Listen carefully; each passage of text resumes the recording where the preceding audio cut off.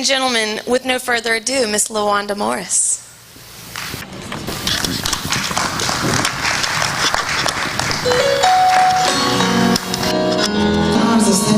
And give God a praise.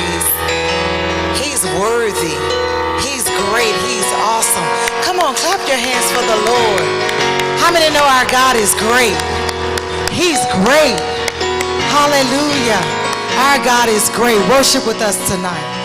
How great is our God. Sing with me, how great is our God. All will see how great is our God. Oh, how great is our God. Sing with me, how great is our God. All will see how great is our God. Splendor of a king, clothed in majesty. Let all the earth rejoice. Let all the earth rejoice. He wraps himself in light. Darkness tries to hide and trembles at his voice. Hey, trembles at his voice. How great is our God? Help me sing with me. How great is our God? All will see how great is our God. Oh, how great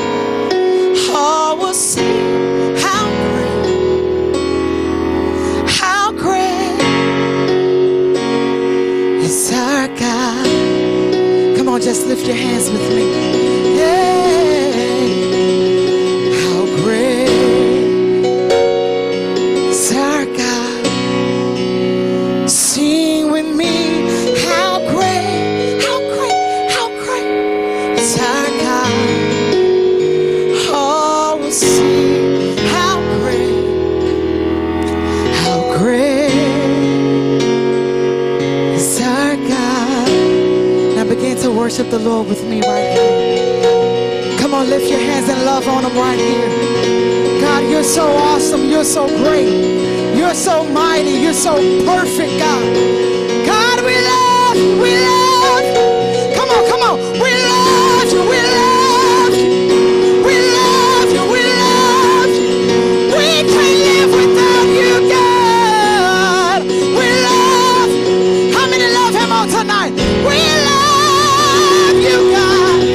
We love you, God. My life belongs to you. My heart belongs to you. We love you, oh God. Woo! We love you. We can't live without you. We can't live without you. We can't live without you, God.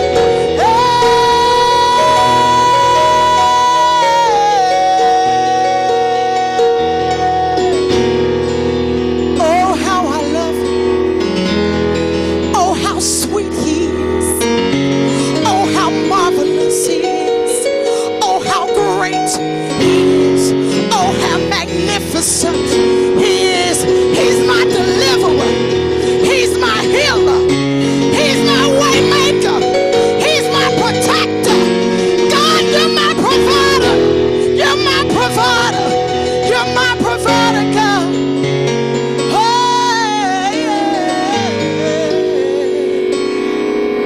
yes, you are. Oh, he's great. He's great. God, you're so great. You're so great, so great. I just want to love on him because he loved on me. He's great. Yeah. Woo. God, you're great. Hey. God, you're great.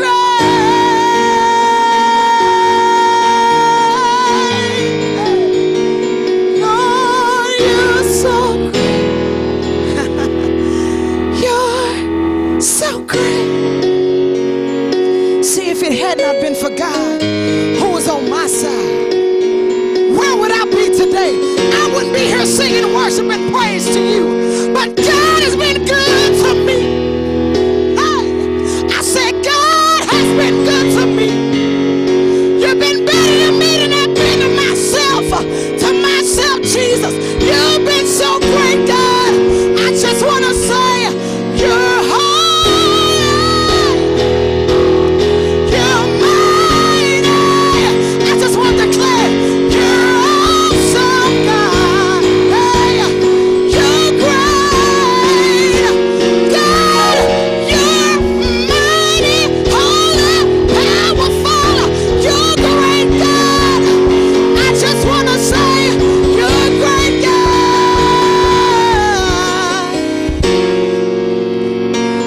What a powerful name it is. Come on, just whisper Jesus to me. Come on, whisper Jesus. What a powerful name it is.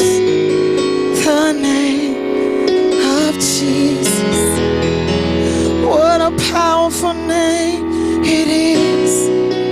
What a powerful name it is. The name of Jesus Christ, our King. Woo! What a powerful name it is. Woo! Nothing compares to this. What a powerful name it is. The name of Jesus. What a powerful name.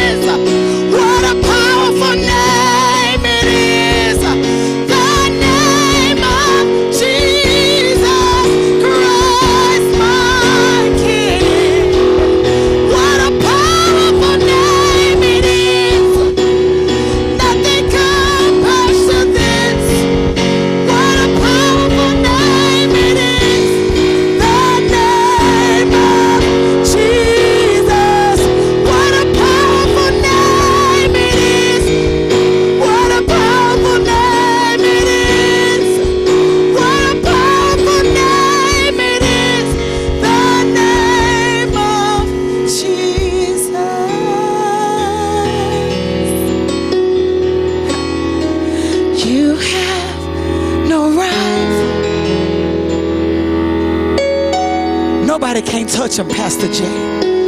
You have no equal.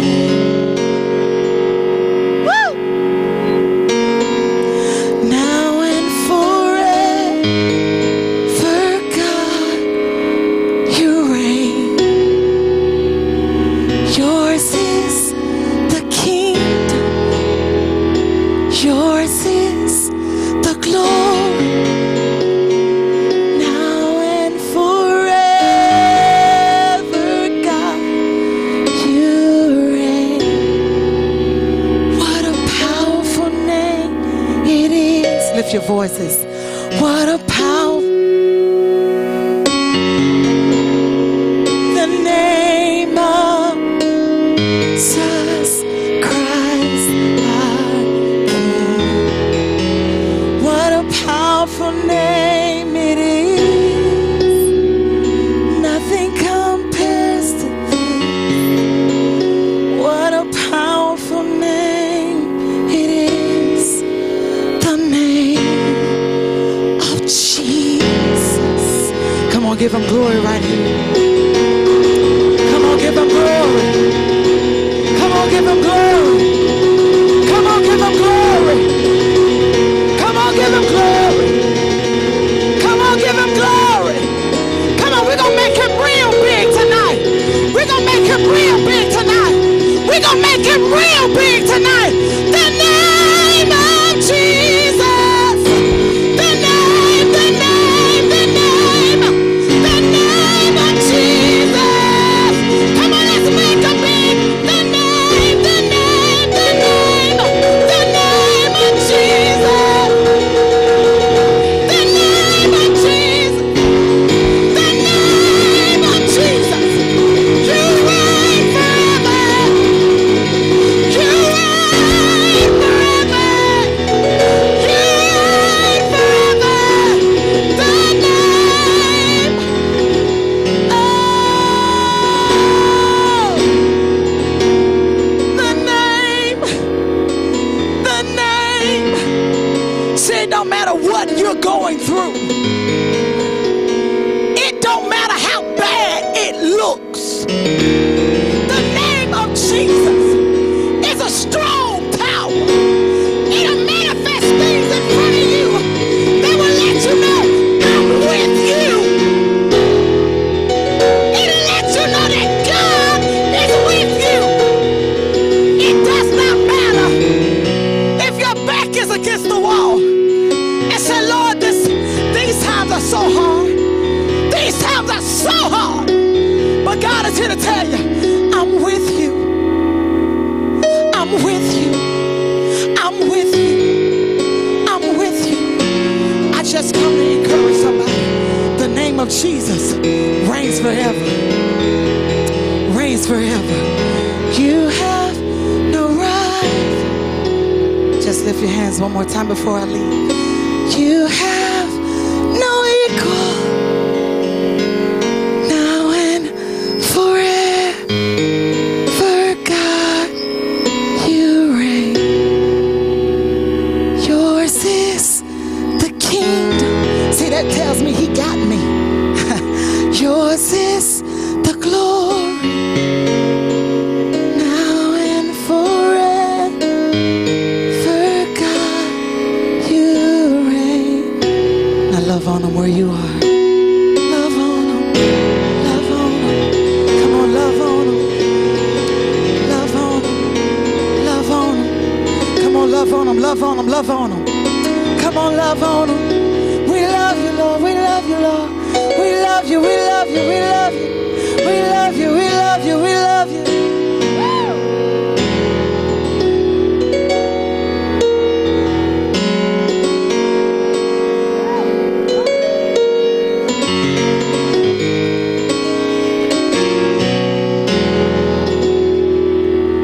So I think that we are all wired for story. We read books, we watch movies, you look around at all the artists here, They tell stories with their art. What do we do at family reunions? We tell stories, right? We sit around and we tell stories. And stories are important, and I believe God designed us that way. So it is my honor and joy to tell you the story of the Better Men Society. I think it's good to know the story because it's powerful, and it's good to remember what God has done and celebrate what He has already done and will do and is doing. So with no further ado, let me tell you a story of good things happening right here in our city thanks to these gentlemen sitting at this table right here. This organization was started by Mr. Robert Davis in 2000 in his home at 3528 Tougaloo Street in Jackson, Mississippi. With always being a mentor to young troubled youth and going the extra mile, it just became natural to him. He began adopting young men being raised by single mothers, which he had experienced himself as a boy, and he saw himself in them. He acted alone in the beginning, then began discussing the idea with other men his age and getting them on board with the name God had given him, which was the Better Men Society. Amen. It became a personal and collective goal with true possibility. There had never been an organization of this caliber formed within this small community of Jackson, Mississippi, so this would be monumental. Mr. Davis wasn't rich, but he started buying school shoes and giving out pocket change that kept the young men momentarily content. He continued doing this even though he had his own children and his own bills to pay, right along with his own personal struggles as well. It never stopped him from being serious about giving back to his community. He strived daily to surround himself with others that thought like him. Mr. Davis, being a writer as well, used those skills to help his cause. He'd always been a leader and began writing paperwork that laid out the structure for this new organization, and it was done. It would be a total underground grassroots effort that would only need God's blessing. He would write down what he did and who he did it for in a small notepad. He made mistakes by overspending, but he learned as he went.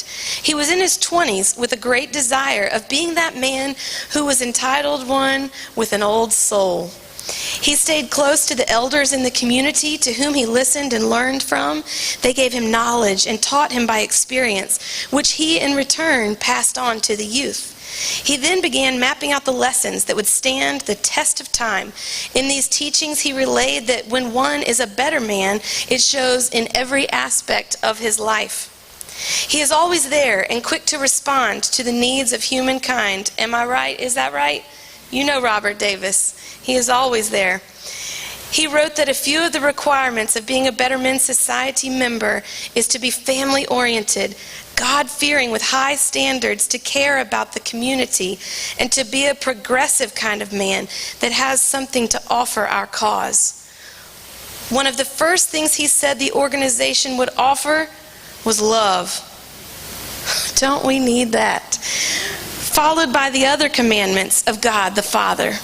This organization wasn't going to be a church or school, but he knew it would offer spiritual depth, structure, hands-on experience, and other skills. He saw it helping men become employable members of society and opening avenues of change. Over time, the Better Men Society evolved. It went from being aimed at and arranged for fatherless boys to those involved taking part in the lives of families, period. We also began crossing state lines and becoming influential in other activities such as feeding the homeless, cleaning the less fortunate areas within the underprivileged communities, helping raise money for Blair E. Batson Children's Hospital, just to name a few of our active involvements. Therefore, we are a philanthropic organization, and that is true. Mr. Davis saw it being a nonprofit organization with a self-maintained collective group of men consisting of hard workers, educators, technologists, entrepreneurs, fathers, friends, believers. Our doctrines are in a great part based on respect for our fellow man and the preservation of the mind and body by being better today than we were yesterday. God enabled Mr. Davis to form this to allow brothers and sisters room for strengthening one another and the community. One of our catchphrases is, life is a revolving door, with education, self-respect, and love of our fellow men being the key to unlock it. In 2011, he came together with new brothers and wanted to get them involved, which led to the first official paperwork with the state of Mississippi. The organization was legal and recognized.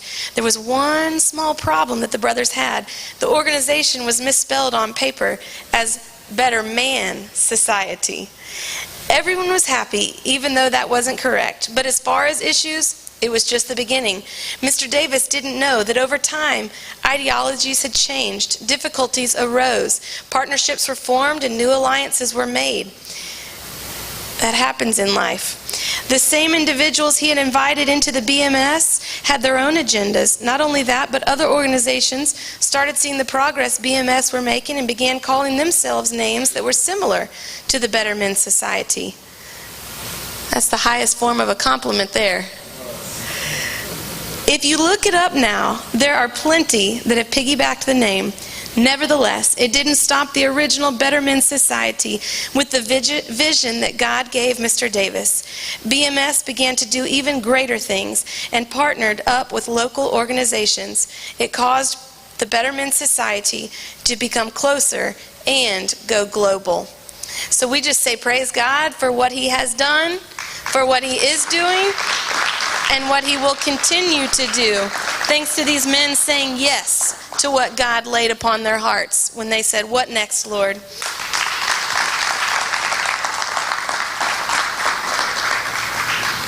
Speaking of what is next, I am honored and thankful for the opportunity to introduce to you an author, Miss Tamara Mack. Will you make her welcome, please?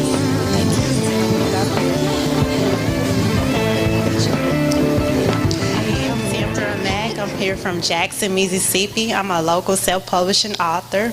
I own an inspirational bookstore, and I am so glad to be here, be invited here. I love to be inspired. Sometimes the encourager needs to be encouraged. So I encourage others. So I'm just glad to be encouraged today. I'm located on 5965 Highway 18, Suite 301. That's off Maddox Road here in Jackson, Mississippi as well. And the mission there at the bookstore is to inspire world listeners through inspiration and relaxation. So we got inspirational books, not just my books as a local author, but other Mississippi books. And I also have a couple of people from North Carolina books. So just as long as it's inspiration, empowerment, and self-motivating, just to inspire others and to uplift others up. And again, my name is Tamara Mack.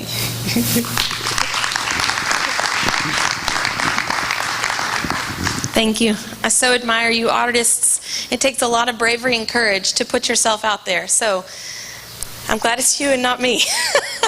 Oh, thank you so much, Miss Mack.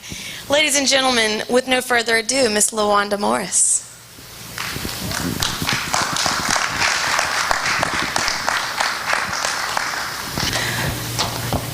Amen. I get another opportunity to bless the Lord. Glory to God. Praise God for being here on tonight. Brother Davis invited us, and we were so excited to come. Thank you so much for the invitation. All righty. Hallelujah.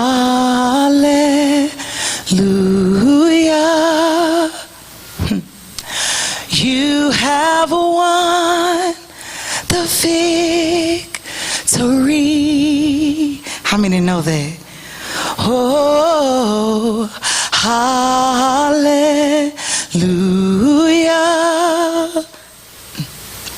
You have won it all for me. Death could not hold you down. How many know that death can hold them down? Woo! You are the risen King, seated in majesty.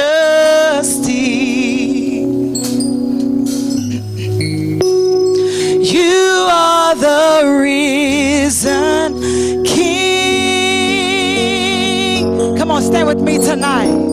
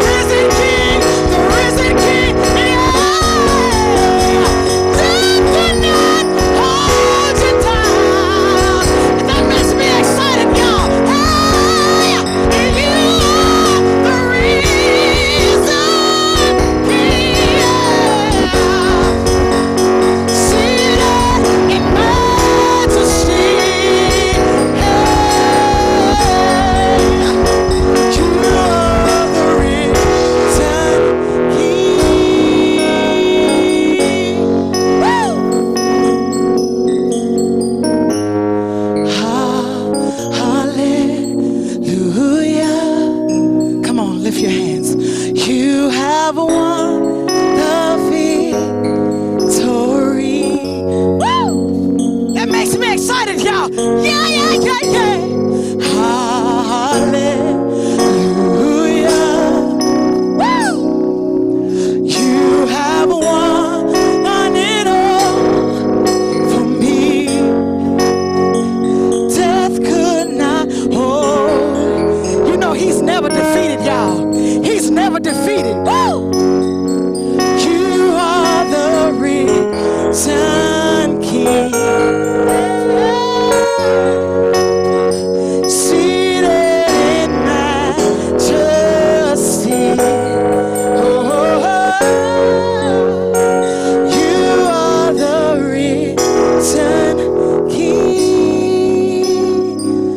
This part right here.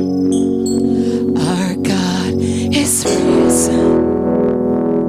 He is alive.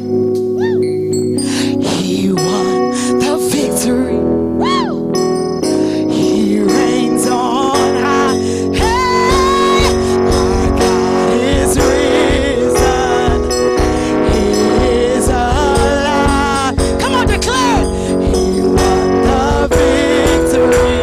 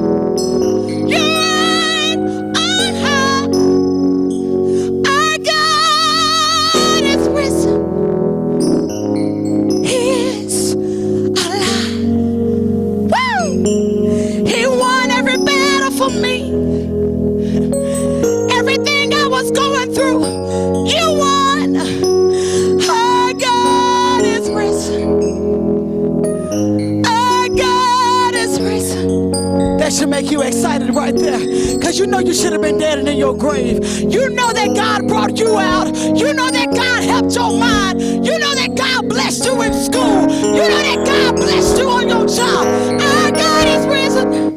He is alive. He won the victory. He reigns on high. I want everybody to just lift their hands to the Lord.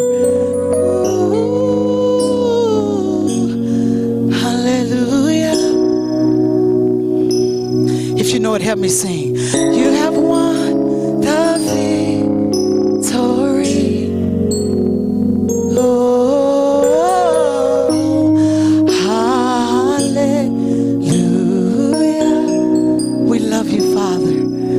You have won it all for me. I love you, Jesus. Now come on, love on him right where you are. Hallelujah. Come on, love on them right where you are. I just come to encourage it. I just come to encourage you. Don't you dare give up. Don't you dare give in. Because God won it just for you. He saw your name and won it just for you. He won it just for you. Hallelujah, Jesus. Come on, bless his name. Come on, bless his name. You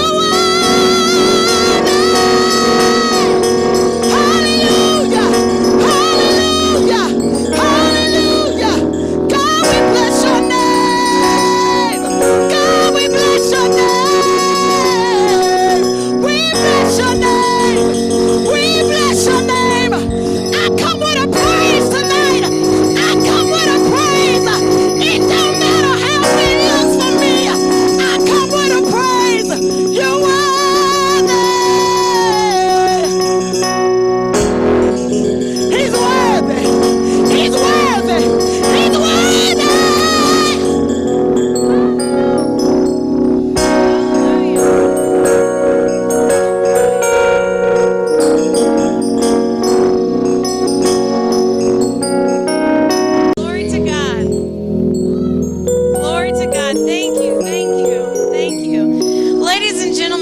continue to worship, we want to treat this like a family room. We are in the house of God, and we see Jesus sit down around a table and eat with his people all the time. There is a lot of great food back there, and we want everybody to eat and enjoy gathering around this table together. So while we continue to worship and while we continue to celebrate God through the arts, would you please be bold and get a plate, and then go back and get another plate, and then maybe another. So please feel free to get that food and enjoy it while we continue to worship the Lord. So with no further ado, I would like to introduce you an artist named Miss Camberly Frazier, also known as Lady Ink. Would you come on down? Can't help but think about how God is the creator and we are made in his image, and these artists are living out that image, that part of God's nature we were made to create, and that is indeed what they do. So thank you, Miss Frazier. Thank you. Hey everybody, my name's Camberly Frazier. I want to thank Mr. Robert for inviting me to this event. It was an honor to be able to come tonight. I'm local in the Jackson area. I'm a tattoo artist, and I'm also a painter. But that's not all I do. I'm also in the military. So, thank you. Thank you. Hope everybody enjoyed the event, and thank you for having me. So glad you're here. Thank you. Where can we find your art? Where can we find you? At my tattoo shop, Ink Junkies. It's on Raymond Road, corner of Raymond Road and Terry Road. Perfect. And I have cards, stickers, paintings, all that available. Perfect. Thank you so much. Ladies and gentlemen, Lady Ink. We're now going to continue to worship the Lord through song. Would Christian Deloach please come forward? You welcome her to the stage.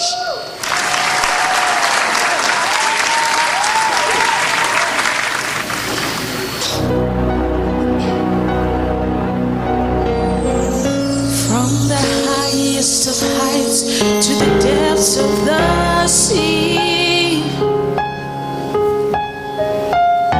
creation's revealing your majesty. From the colors of fall to the fragrance of spring, hallelujah. Every creature unique in the song that he sings, all exclaiming, indescribable, uncontainable. You placed the stars in the sky and you know them by name. You are amazing, God. All powerful, untamable, awestruck, we fall to our knees as we humbly proclaim, you are amazing, God. Hallelujah. And if you believe that today, stand up on your feet and lift your hands and say, God, you are amazing. Who sees lightning bolts and tell them where they should go? Or see heavenly storehouses laid with snow. Hallelujah. Who imagines the sun and gave source to its light,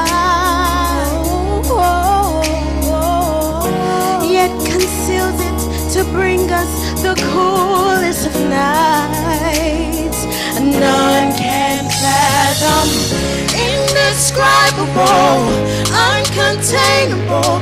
You place the stars in the sky and you know them by name.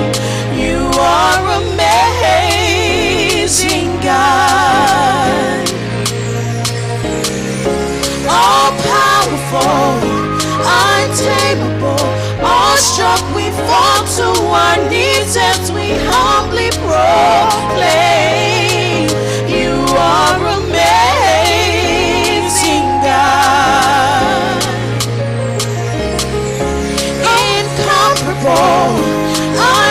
unchangeable.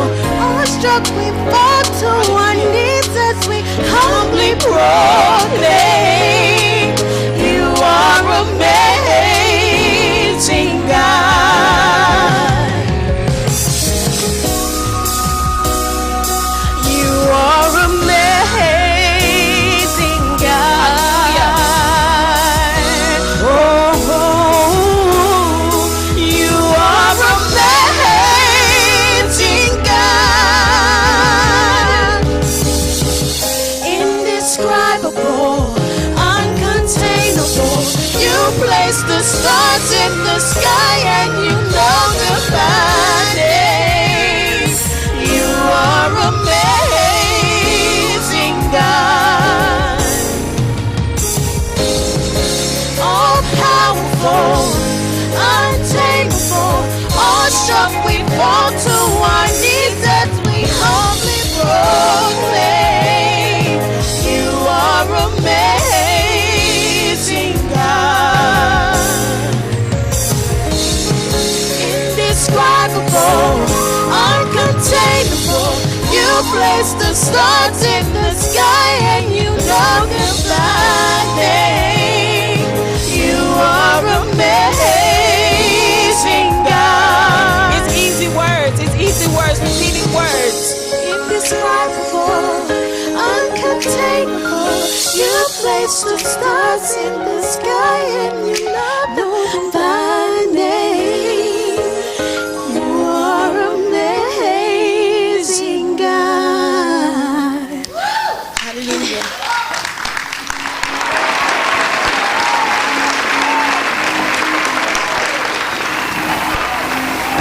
Thank you so much. That was Christian Deloach and Empower. Thank you so much, ladies. As I'm listening, as we're worshiping God, I'm just so thankful for these better men who brought us together on a Friday night. Like, this is a good way to spend a Friday night. I love this, and I thank you for being here. And I thank you, men, for bringing us together. Robert Davis always says, in order to be a man, you have to see a man. And my husband and I are raising 3 boys here in Jackson, and I'm so thankful for good men around us who can show them what it means to be a man. Speaking of great men, it is my honor to introduce to you a great man and an author named Jay Johnson. Would you please come to the front, Mr. Jay Johnson? Put your hands together for Jay.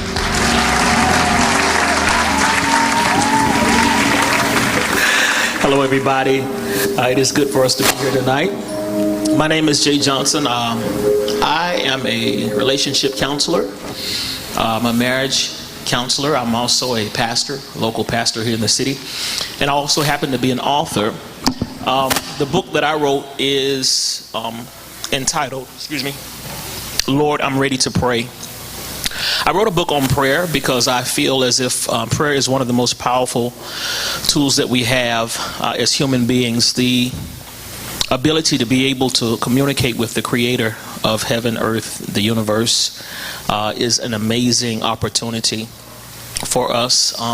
There's something important about prayer. There's something powerful about prayer that does. It centers us.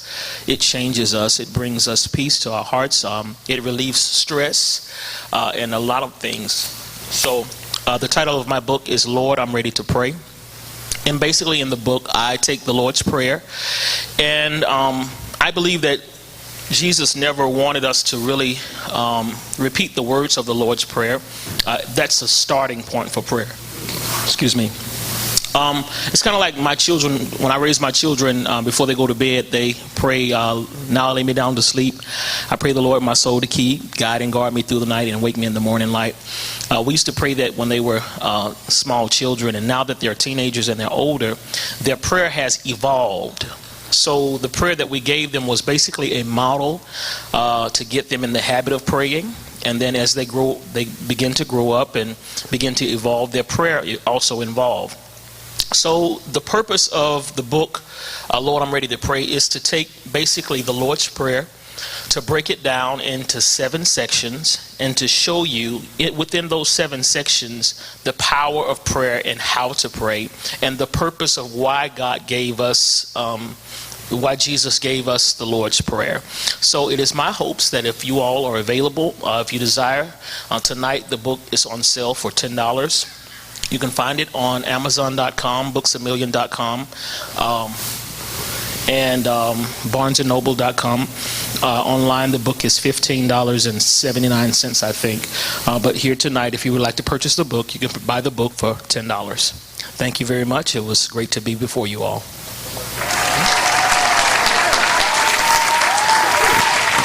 After having gotten to know Mr. Jay Johnson over the past year, I can attest that that is $15.79 well spent.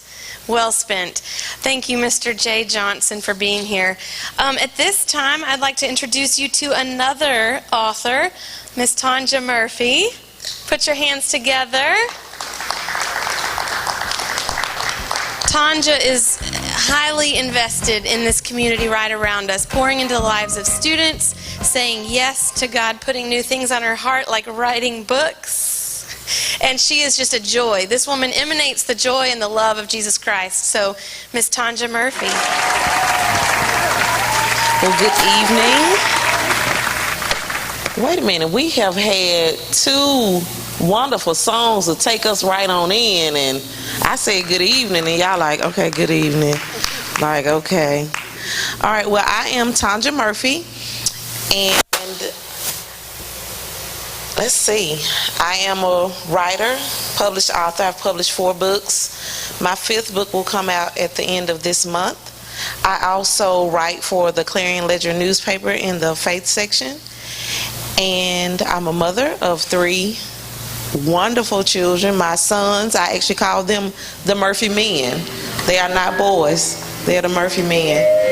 And I have a daughter. Okay. And my daughter, Ladybug. That's what I call her, my daughter Ladybug. She was the first Ladybug, and an organization I founded to work with young girls and their mothers is the Ladybug Club. So we celebrated 13 years this year. So thank you. So about my books, the first book was a collection of short stories, and with that book I was writing a little nugget every day, sending it out through text messages, and my youngest son said, "Mama, I think you got more you want to say." And I said, "I do." And I said, "Well, I want to write a book." And so I said I wanted to write a book, my book. And God said, "Until you can release that book to me, everything you do concerning that book is not going to happen." And he blocked everything concerning that book. So I said, "Okay, you win." He always does anyway. And so that's how the first book came out. So it's a collection, and it has 4 sections: holidays, thank yous, conversations with God, and life lessons. And trust me, the life lessons section is the largest section in that book. I did a novel, a prayer journal, and another collection of short stories. And so the book that'll come out in a couple of weeks is actually the follow-up to the novel. And I mentioned earlier that I do write for the Clarion Ledger, and so I wanted to share one of the columns that I wrote for the Clarion Ledger, and it's actually in the faith section. So let me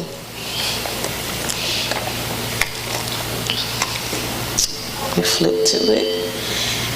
And the title of the column was "A Successful Selfish Prayer." My daughter doesn't usually call me in the middle of the day unless it's something important. So receiving a call from her midday piqued my curiosity. She knew I was working out of town too. When I answered, she gave her usual, "Hey, senorita," and I responded with, "Hey, my taco enchilada baby." Then her tone changed and she said, "I'm just calling because I didn't want anyone else to tell you. Since I was 8 states away, I got nervous as any mother would. I braced myself and asked what was going on." She went on to say one of my sisters, Gail, had been transported to the emergency room. As she described the symptoms, the familiarity paralyzed me. I knew what this was, and I wasn't prepared for it to be happening to one of my sisters. At this point, everything became a blur. When I noticed the silence on the phone, I said, "Let me call you right back," and hung up. The breath was knocked out of me, and silent tears began to stream down my cheeks. I rested on my rolling luggage for a few minutes, then made a call to my sister's best friend of nearly 30 years. The phone rang, and her answer was simply, "She is okay." Before I went into a full-on ugly cry and breakdown in a hotel lobby, I was assured that tests was being run to determine the cause of my sister's illness. The realization of being 1,400 miles away added to a heaviness that could only be described as a car sitting in the middle of my chest, and I couldn't move. There's no distance in prayer, so pray I did. I probably prayed the 1, 2, 3 prayer. 1, ask God. 2, remind Him. 3, beg. God never encourages us to beg. However, when it comes to one of my sisters, I needed to make sure He heard me. Through a layover, flight change, and bumping and bustling through airports, I made it home 9 hours later. When I arrived at the hospital the next morning, my sister's best friend informed me of the preliminary test results and how the doctors and nurses were baffled about why she was even there. They said she was the healthiest person they'd ever seen in the hospital. I, on the other hand, wasn't at all surprised. I got to flip the page, sorry.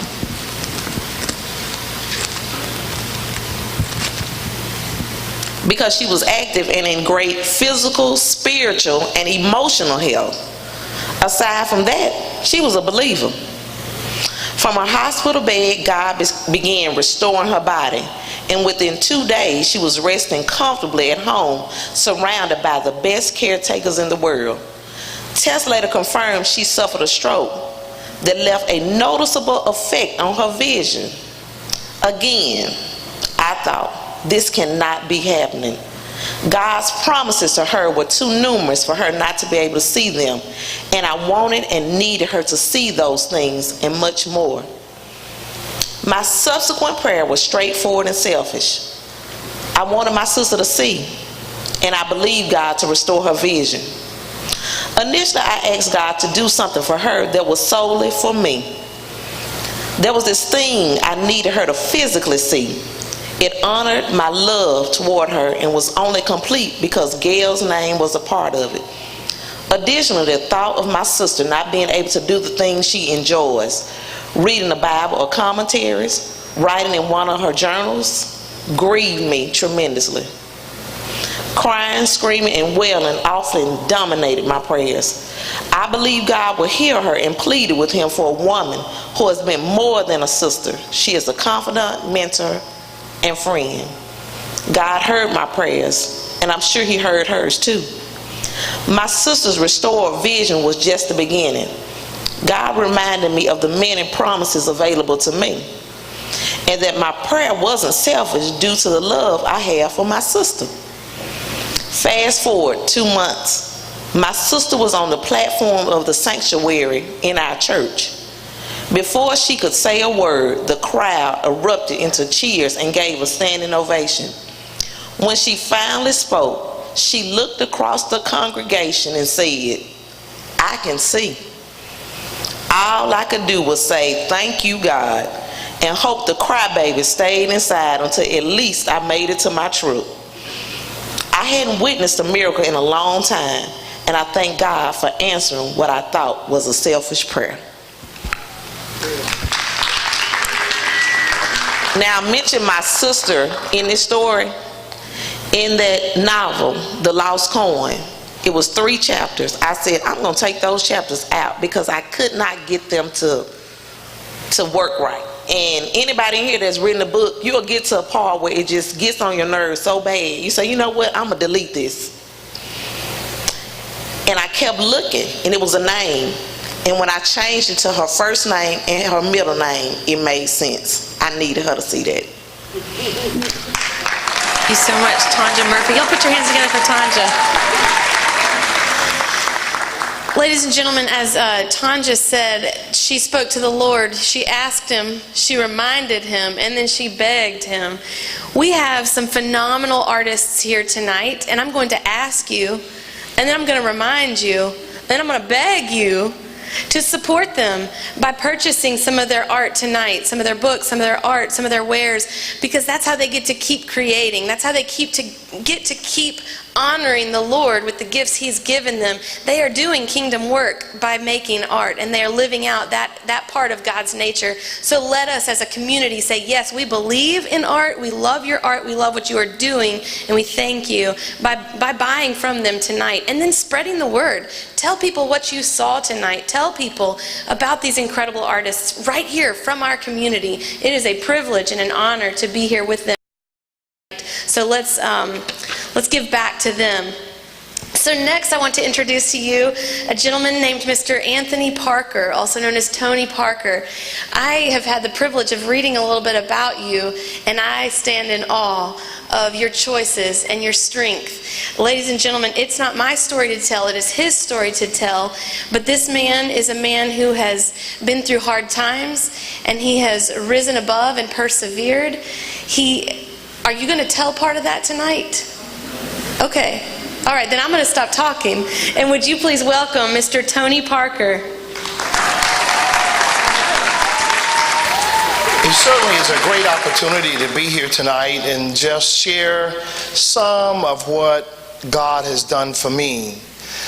But because the program is not about me, I want it to be known tonight that men like Robert Davis and the Better Men Society are needed in every community. Let me share this with you for just a moment. I did a program for the Florida Attorney General's office a few years ago. We talked about black on black crime. And until we get more men of color to stand up in the community and make a difference, our young black boys will continue to go astray. Now that's a fact. That's a fact. We need more men in the community. And in order to make a difference for our young folk, men like Brother Robert and these brothers at this table are making a difference. You're making a difference so much tonight that I'm going to give my first donation. I'm going to put the first $100 on the table because I know it's a worthy effort. And after all, we're here tonight to support what they are doing. So much so that now I'm not going to put $100 there. I'm going to join the Better Men Society, and I live all the way in Louisiana, but when there's something good going on, I want to be a part of it.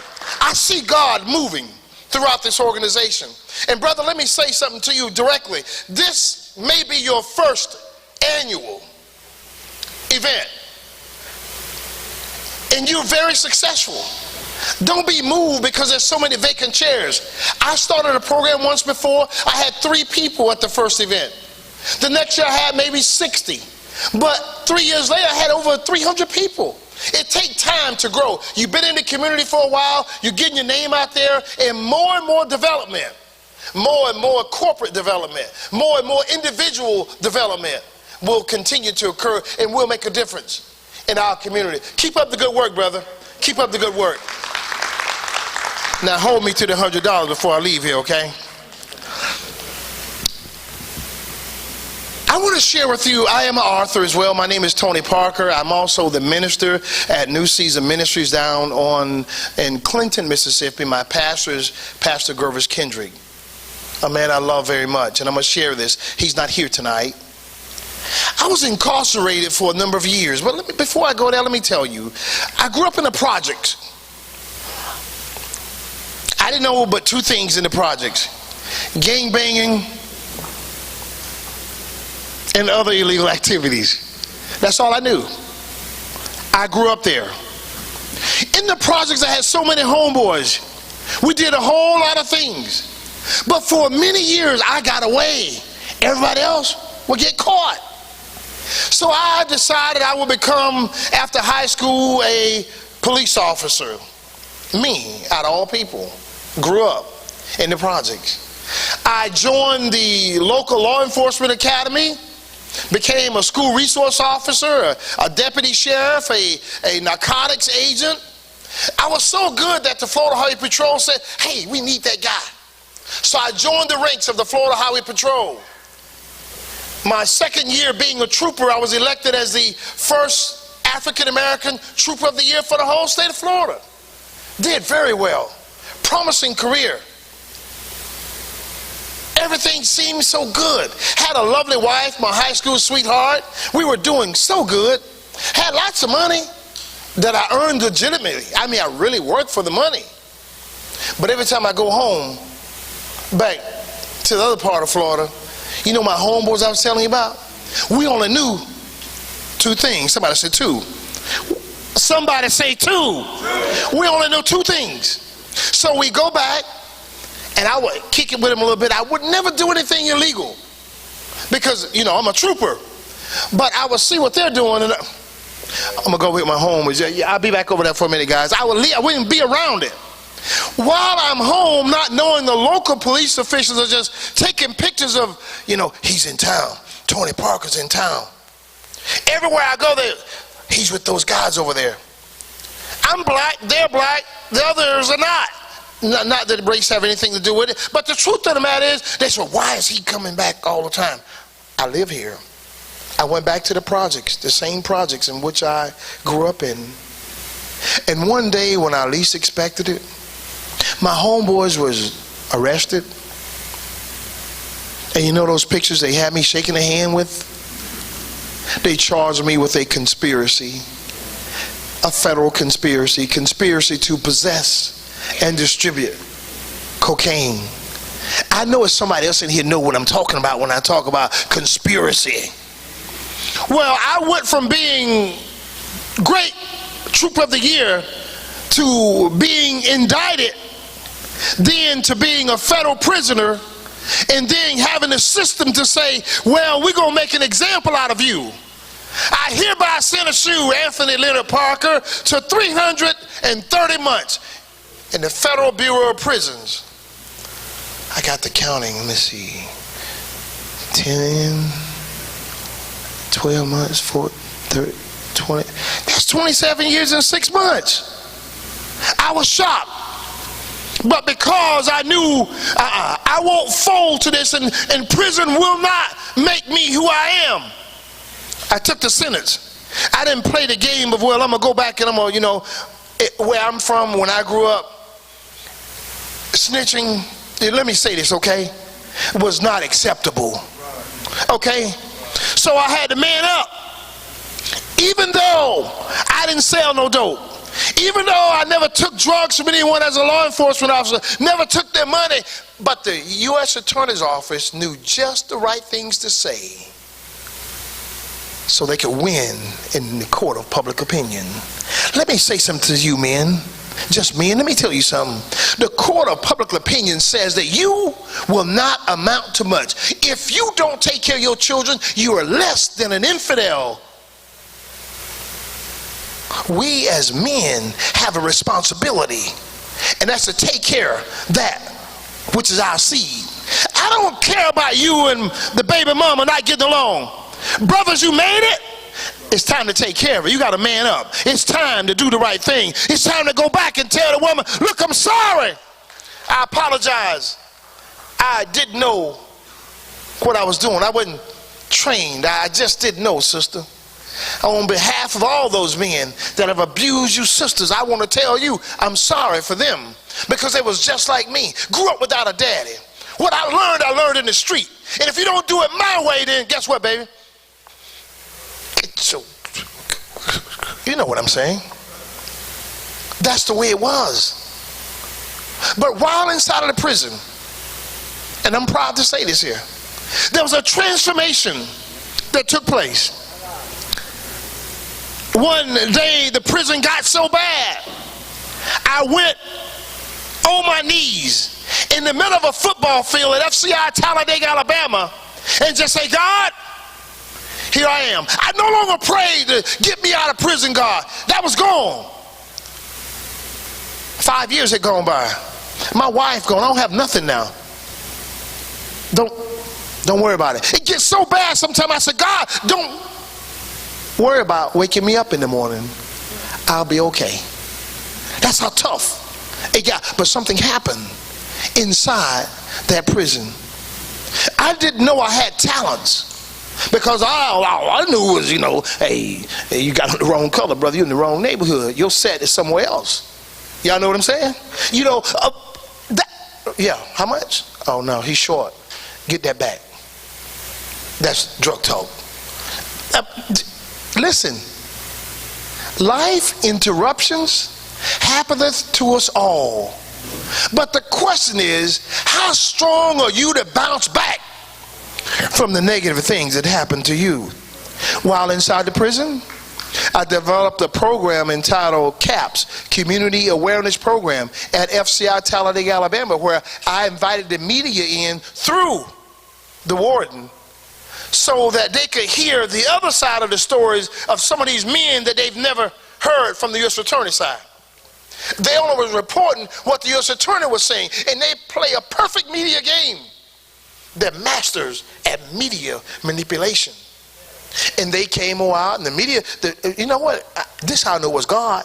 The warden let those media representatives inside of the prison. And they was taking notes and writing. I went on from FCI Talladega to, I think, FCI Yazoo City. Developed another program, Community Awareness Program, where we got the judge involved. We got the community people to come inside the prison because we couldn't go outside. And we started talking to young men about what life is like inside. Men that have been in trouble, young boys. And most of the boys look just like me. And I knew if didn't nobody stand up and talk to them right, where they would end up. Their name would no longer be Robert no more. It wouldn't be Robert Davis no more. It would be 09116. 017. It'll be child time. It'll be mail call. It'll be count time. I got so sick of hearing that. I said, you know what? I don't have any children yet. We got to do something. From inside of the prison, we was able to rise and make a difference in the community outside. And then there were men coming into the prison who would have 2 years, 1 year, 9 years. Here I am with 27 years and 6 months. Now in my mind I'm saying, I know how you got that year, that 2 years. But God had me on a different level. He said, no, don't worry about that. Help them survive. I watched these men bow down, cry, afraid of being beaten. And it sparked me to write this book, Surviving the Federal Bureau of Prisons, Lessons from Behind Prison Bars by Anthony Parker. You can find this book on Amazon.com, Books A Million, and some other sites out there. It's the first one that I wrote. I'm rewriting this book into a re-entry workbook now, all because I still care. I go inside a Washita Correctional Institution every Sunday night just to remind me, no, you okay. See, you don't know nobody in prison. See, you don't have no family members. Oh, you all okay. See, I'm the only one in here that got somebody in prison, that been to prison. I'm the only one. Everybody else is all right. Well, if you got somebody that you know been in prison, raise your hand. You got family members, friends, neighbors, raise your hand. For those of you who don't raise your hand, who don't know, let me tell you what life is really like. You get a harsh reality of who you are inside. And if you're ever going to find God, if God ever going to get your attention, that's normally done through traumatic experiences, and one of those experiences is prison. For me, it changed me. It made me a better man. Now listen, 27 years and 6 months. I'm every bit of 52 years old. I mean, every day, I earned every day of that. But you know what? The 27 years and 6 months didn't bring me out bitter. It made me a better man. I came out running. I came out with ideas like Brother Robert said, no, I got to do this. I got to do that. I got to get it done. I wasn't looking for no group to come and join me. I had to go just like him, by myself. Many times using my own money. Going to fill out job applications, and before you get out the door, you see them right in the garbage can. So entrepreneurship is everything. We got to do better as a community, as a people. So what God did for me, he changed my mind. And I'm going to tell y'all this. It's hard being a drug dealer. Not that I was a drug dealer. It's hard. You got to sell dope. You got to look at your product. You got to look for the police. You got to look for a robber. I encourage the men that was involved in that, hey, you got good work ethics. The problem is you got the wrong product. Change products. Get rid of that illegal product. Get you a legal product and work just as hard, and you will see success come knocking at your door. You will see people sow into you. All you got to do is change your product.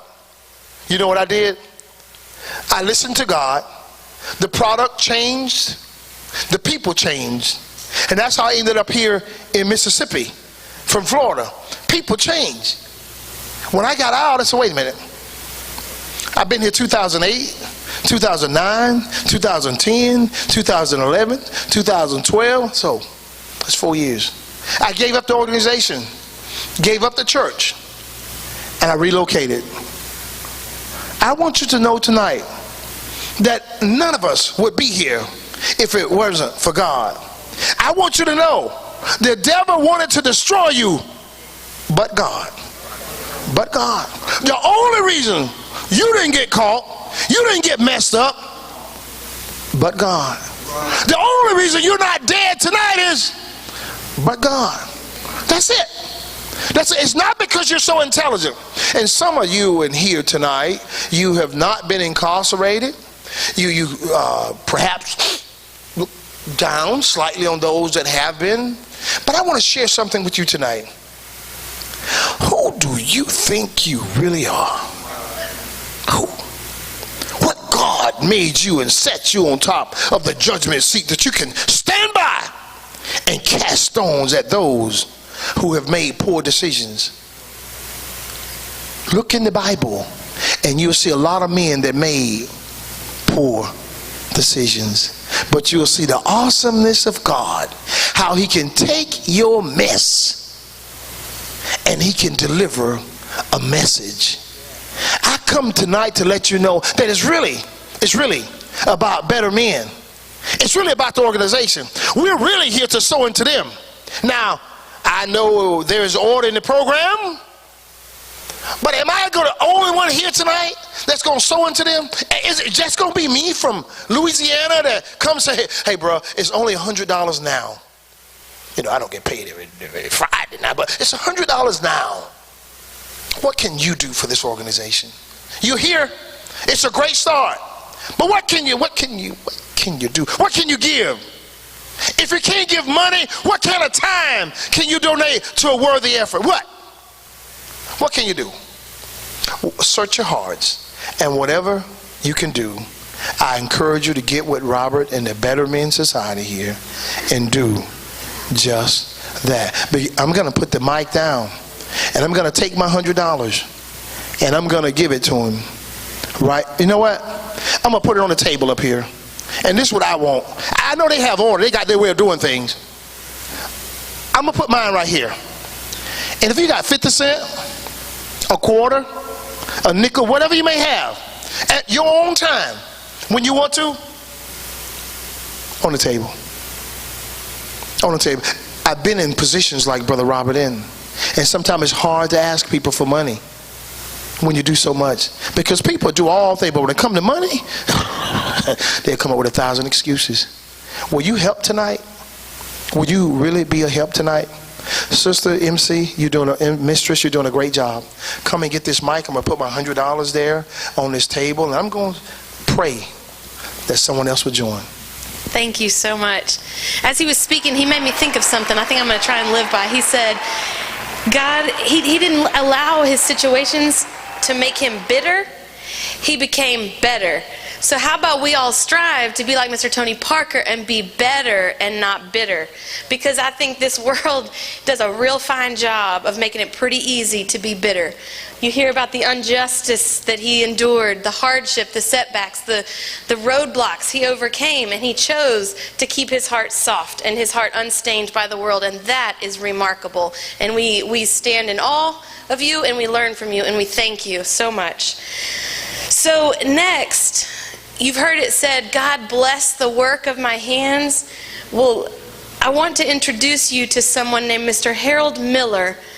And ladies and gentlemen, if you have not gotten a moment to look at his works of art on this table over here, please do so. Keep those dollars coming, y'all. This is beautiful. God has clearly blessed the works of this man's hands.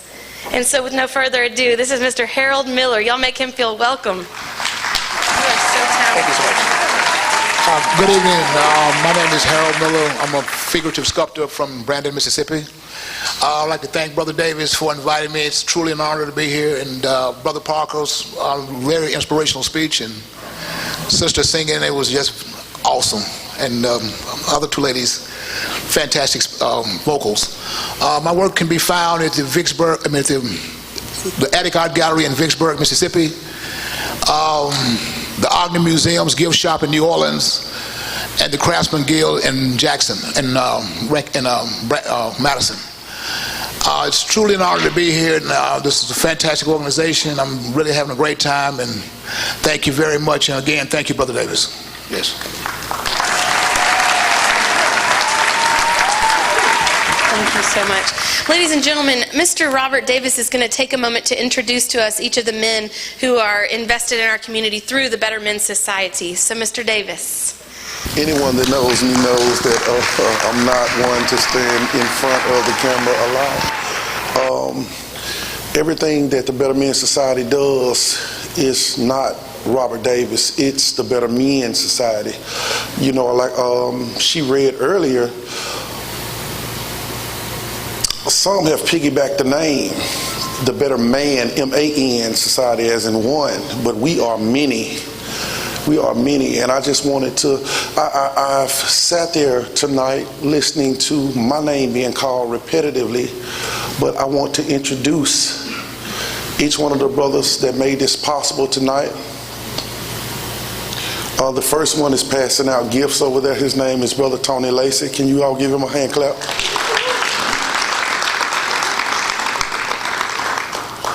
This huge, bright-skinned, Samoan-looking brother to my left. This is my little brother, my little big, huge brother right here. Right. Joseph Godfrey, can you give him a hand clap? Thank you.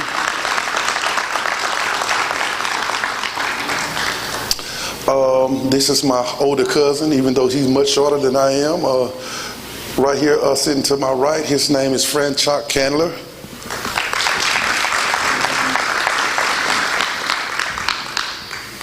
This is my brother sitting with his lovely fiance right here. His name is Shedrick Harris. My brother trying to duck behind behind the curtain right here, walking back into the ceremony. His name is Lawrence McElroy. My brother that's doing the filming of this whole entire great event, his name is Gerald Williams. That's his son with him standing there. This is my great big brother with the bow tie on over here. His name is Earl Brookins.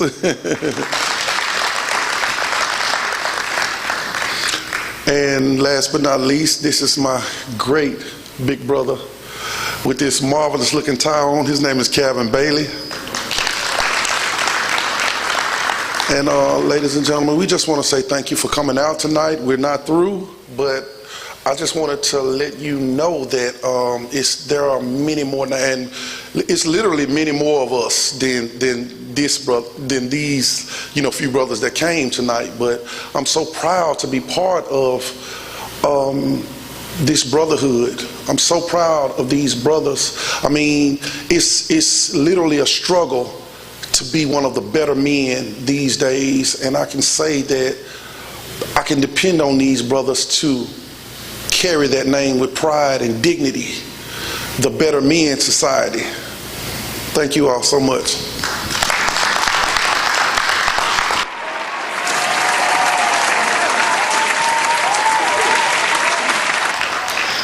One way that we can measure a man is to look at his children. Now, that's not always true, right? If our children are messing up, it might not always be our fault.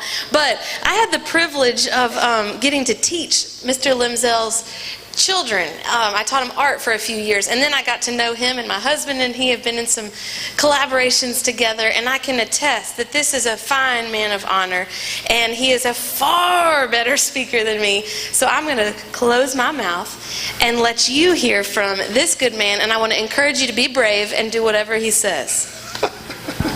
Thank you. Good evening, everybody. Oh, come on. Good evening, everybody. That's a little bit better. All right. I am Limzell Johnson. I'm a motivational speaker. So I do a lot of traveling all over, motivating people.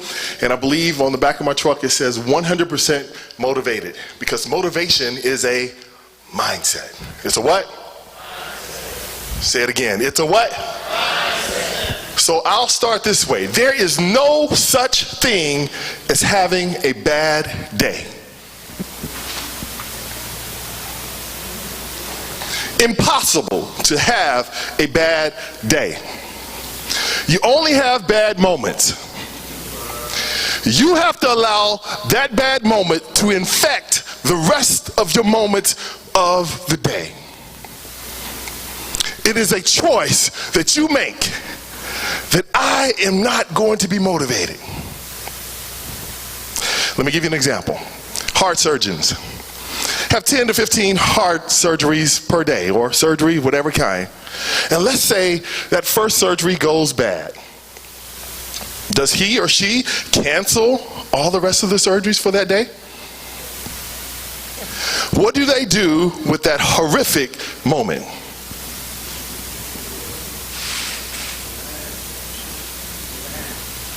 Put it behind you.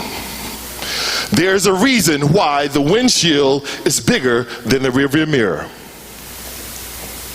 Because where you're going is much bigger than where you've been. But you have to make a decision that I am going to allow my focus to be out the windshield and not on the rearview mirror. Ladies and gentlemen, we sit right here, and right now society says that 80% of American working force hates what they do. I was speaking a little bit earlier today at Bass Pro Shop, and one thing that they have a problem with is keeping their employees engaged. Why? Because it's not break time, but we sit there and we pop out our phones and we checking text messages and we're looking at the latest Instagram and we're looking at what did President Donald Trump tweet today. Okay? We're looking at that so we can talk about it. And we stir up mess within the workplace when you're not being paid for that. What am I saying? Our minds are not in our job. 80% of the working American force hates what they do. So we all are living somewhere between the supply and the demands of life. Where are you? Because there's no way possible for you to meet every single demand that life places on you. So what do you do? What do you saturate yourself with?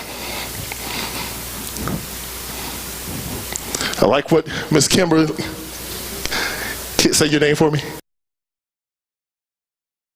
Camberlyn.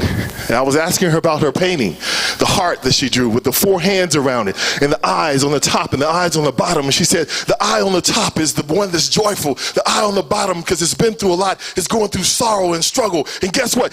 Every single one of us has a story. But are we living in the past?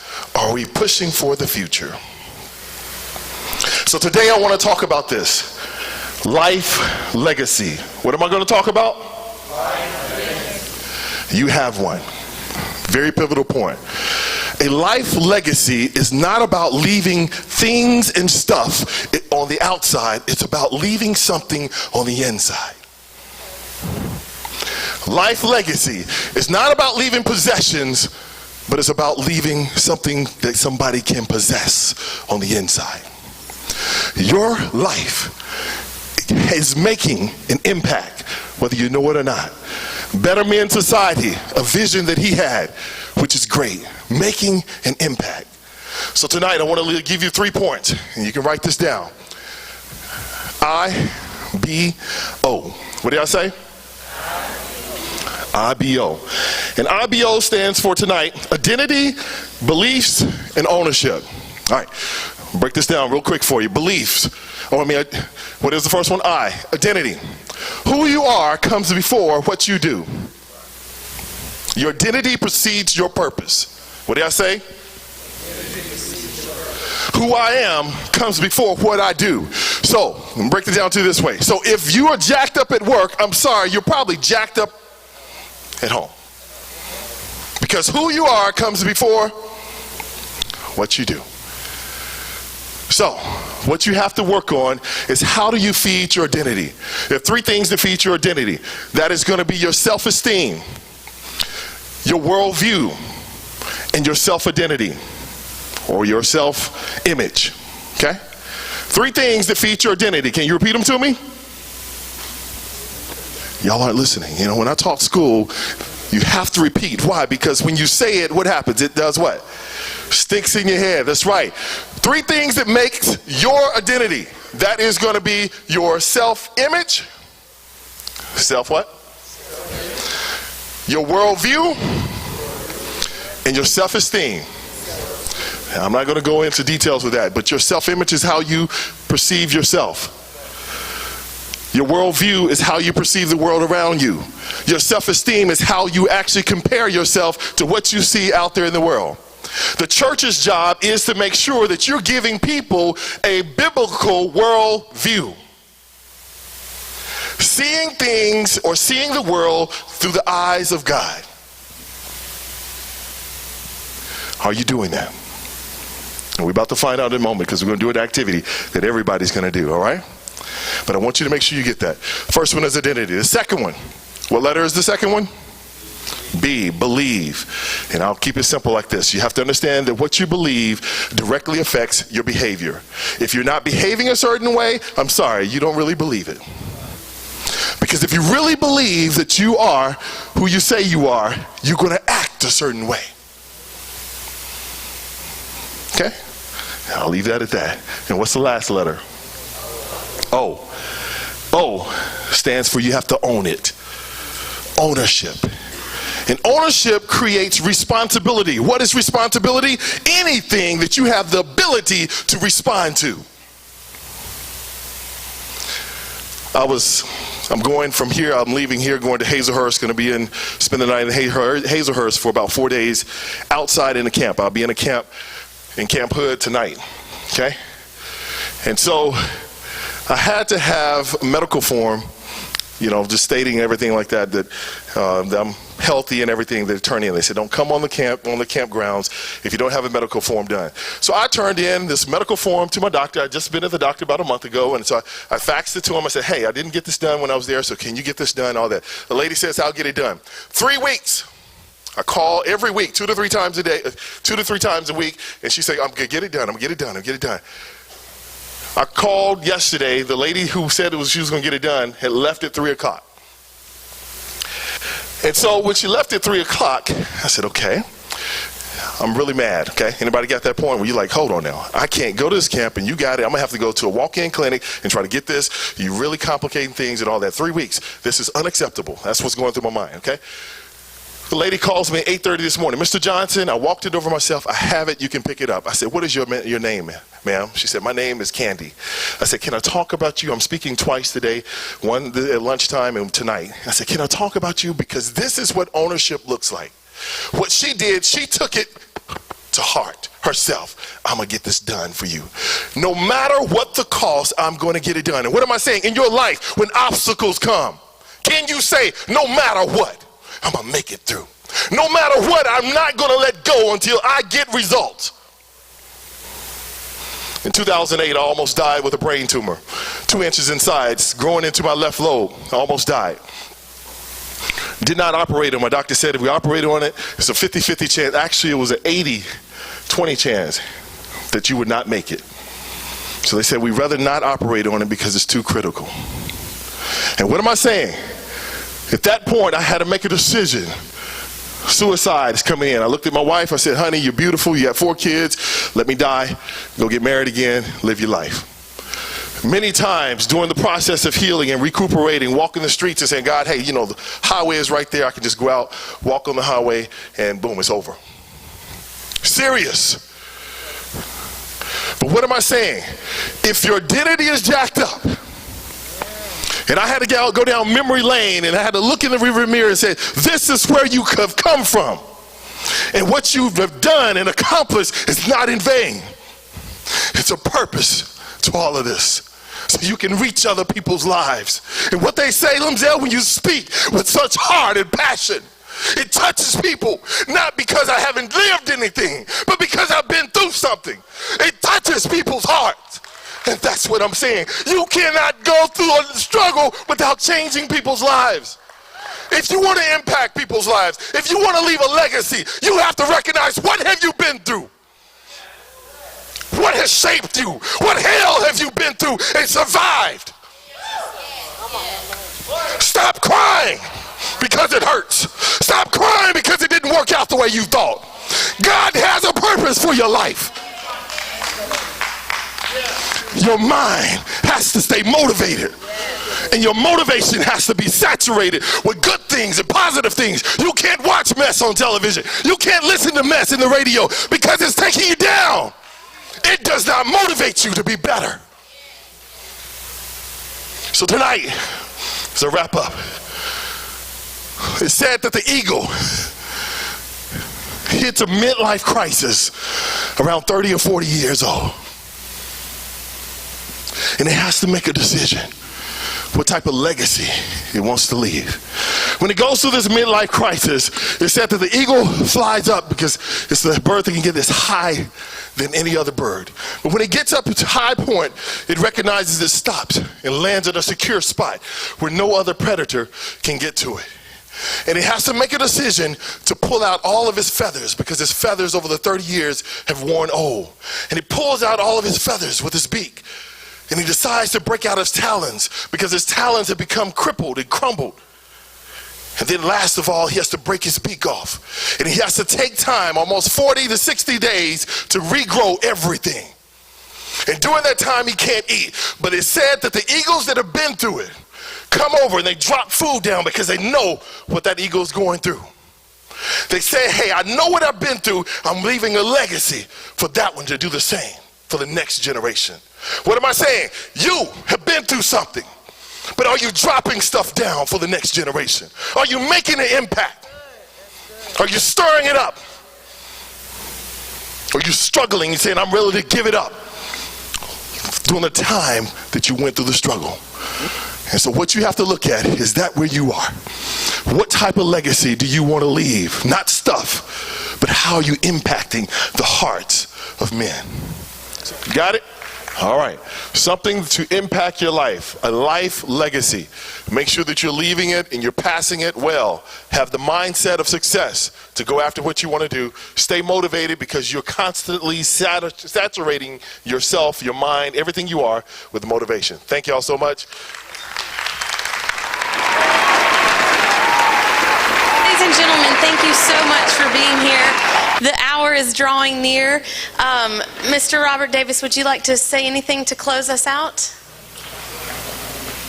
Just to passing it off to you. Okay. Y'all, could we just take a minute and give Mr. Robert Davis and the Better Men a round of applause?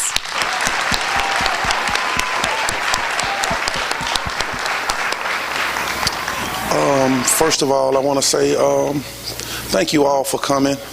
Thank you to each author, each artist, each recording artist, each person that brought food, each person that did anything, every auxiliary that made this function what it was, each person that sang. I could not have made this the function. We could not have made this the function that it was without you all.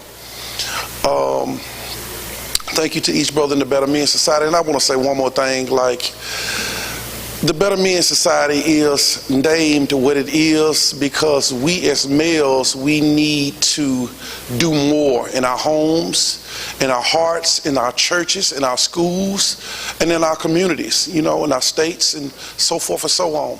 But when we say the Better Men Society, we are not excluding females.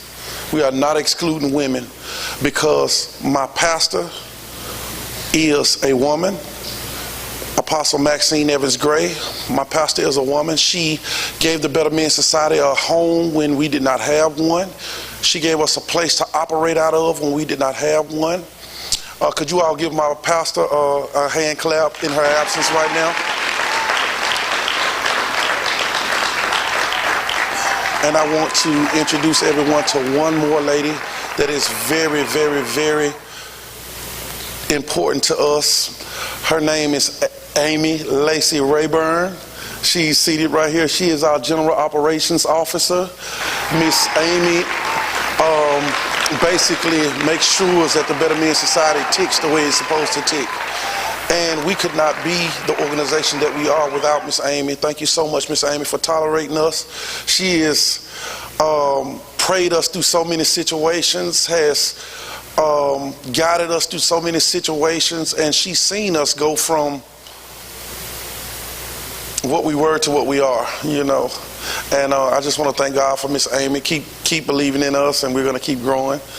Thank you all for coming out tonight. This was a great function, and we appreciate your support. Thank you so much to Mr. Limzell Johnson and Mr. Tony Parker and everyone that participated. Thank you so much.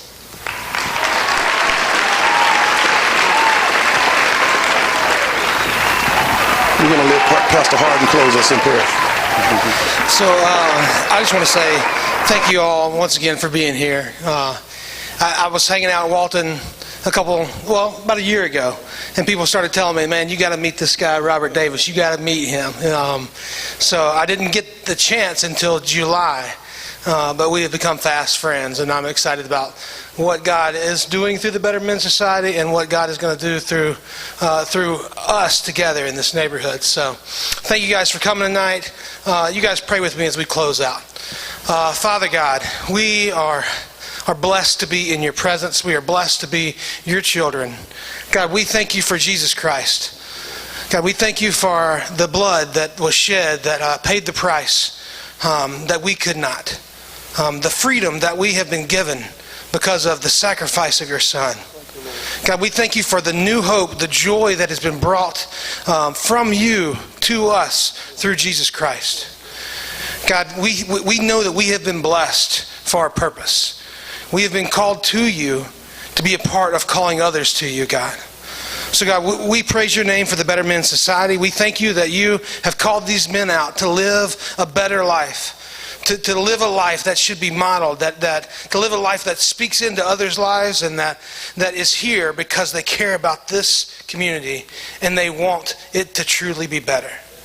So God, I pray that you will take what has been given tonight and that you will just multiply it, that you will just bless it, and that you will use it to lead this organization in ways that it hasn't even imagined yet. So God, we thank you so much for this night. We are in awe of the work that you're doing and the work that took place tonight. What a beautiful picture of community we got to see tonight together here. So as we leave, God, just continue to fill our hearts with this joy and love that we have been a part of tonight. And let us go out from here and let's all be better men and women, because we know that's what you've called us to be. In Christ's name, amen. Amen. Amen.